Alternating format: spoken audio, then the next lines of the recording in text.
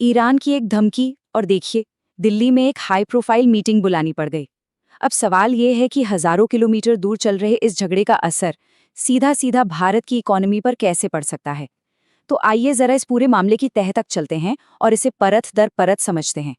तो सबसे पहला और कह सकते हैं सबसे बड़ा सवाल यही उठता है कि भाई ईरान और इजराइल के बीच ये जो तनाव बढ़ रहा है उससे भारत को इतनी फिक्र क्यों हो रही है। अब इसका जवाब वो छिपा है एक ऐसे समुद्री रास्ते में जिसे दुनिया के ट्रेड की मतलब व्यापार की लाइफलाइन कहा जाता है। तो हुआ ये कि जैसे ही ईरान की तरफ से ये धमकी आई ना, दिल्ली में समझिए हलचल मच गई। भारत के जो टॉप पॉलिसी मेकर्स हैं, जो बड़े बड़े अधिकारी हैं, उनके बीच खलबली मच गई और फौरन इस नए संकट से निपटने का प्लान बनाने के लिए दिल्ली में एक बहुत जरूरी मीटिंग बुलाई गई। अब इस मीटिंग की गंभीरता का अंदाजा आप बस इसी बात से लगा लीजिए कि इसमें कौन कौन शामिल था। कॉमर्स मिनिस्ट्री के सबसे बड़े अधिकारी थे, बड़ी बड़ी शिपिंग कंपनियों के लोग थे, देश के टॉप एक्सपोर्टर्स मतलब जो सामान बाहर भेजते हैं वो भी थे, और साथ में कंटेनर कंपनियां भी। मतलब सब के सब एक टेबल पर। और तो और इस पूरी मीटिंग को हेड कौन कर रहा था? खुद कॉमर्स सेक्रेटरी सुनील बर्थवाल। तो सवाल ये है कि आखिर ऐसी क्या बात हो गई थी, ऐसी कौन सी धमकी थी जिसने दिल्ली में इतने बड़े बड़े लोगों को एक साथ बैठने पर मजबूर कर दिया। तो देखिए, वजह थी ईरान की एक सीधी सीधी धमकी, और ये धमकी जुड़ी थी दुनिया के सबसे अहम समुद्री रास्तों में से एक हॉर्मुज जलडमरू मध्य से। धमकी बिल्कुल साफ और सीधी थी। ईरान ने कहा कि अगर उस पर दबाव बढ़ा तो वो हॉर्मुज जलडमरू मध्य को बंद कर देगा। सोचिए, ये सिर्फ एक धमकी नहीं थी, ये पूरी ग्लोबल इकोनॉमी के लिए एक सीधी चेतावनी थी, एक ऐसा कदम जो दुनिया की पूरी सप्लाई चेन की कमर तोड़ सकता। तो ये हॉर्मुज जलडमरू मध्य आखिर है क्या चीज़? देखिए, अगर बिल्कुल आसान भाषा में समझें तो ये फारस की खाड़ी को खुले समंदर से जोड़ने वाला एक पतला सा, एक संकरा सा समुद्री रास्ता है।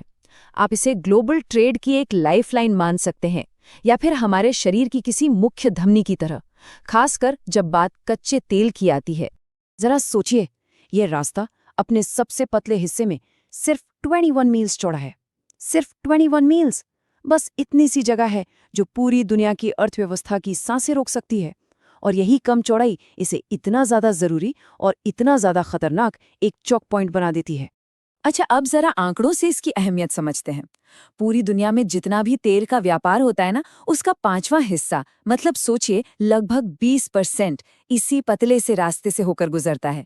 ये कोई छोटा मोटा नंबर नहीं है, ये ग्लोबल एनर्जी सप्लाई की सबसे सबसे जरूरी कड़ी है। और अब आते हैं भारत पर, मतलब अपने देश पर। हमारे लिए तो ये रास्ता और भी कहीं ज्यादा जरूरी है। हम जितना भी कच्चा तेल बाहर से इंपोर्ट करते हैं, उसका लगभग 2/3 हिस्सा 2/3 इसी हॉर्मुज जलडमरू मध्य से होकर आता है। तो आप शायद वो दिल्ली वाली मीटिंग की टेंशन और अच्छे से समझ आ रही होगी। तो ठीक है, सबसे जरूरी सवाल कि अगर ये रास्ता बंद हो गया तो इसका आर्थिक असर क्या होगा?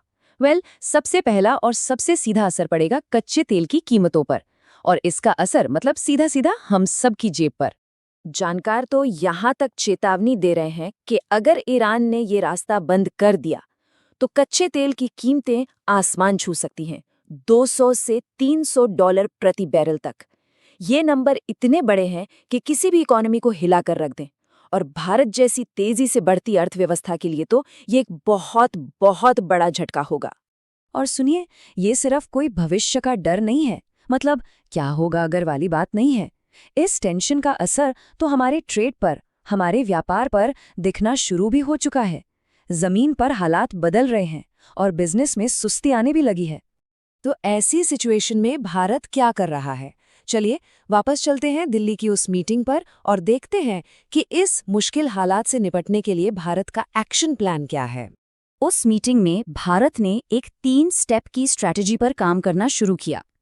पहला काम ये पता लगाना कि इस टेंशन का हमारे व्यापार पर असल में कितना और कैसा असर पड़ेगा, मतलब पूरी तरह से सिचुएशन को समझना। दूसरी चीज, जहाज़ों के किराए और इंश्योरेंस के रेट्स पर एकदम पैनी नज़र रखना, क्योंकि सबसे पहले यही चीज़ें महंगी होती हैं।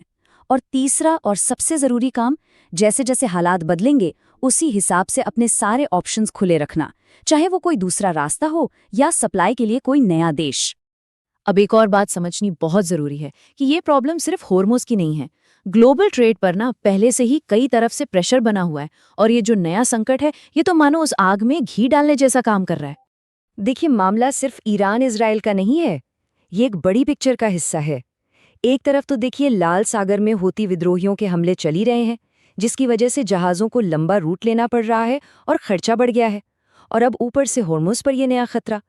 इसका सीधा सा मतलब है कि चाहे समंदर का रास्ता हो या हवाई रास्ता, दोनों से व्यापार अब और महंगा होने वाला है। और ये जो बढ़ता प्रेशर है ना, ये सिर्फ बातें नहीं है, ये हकीकत है।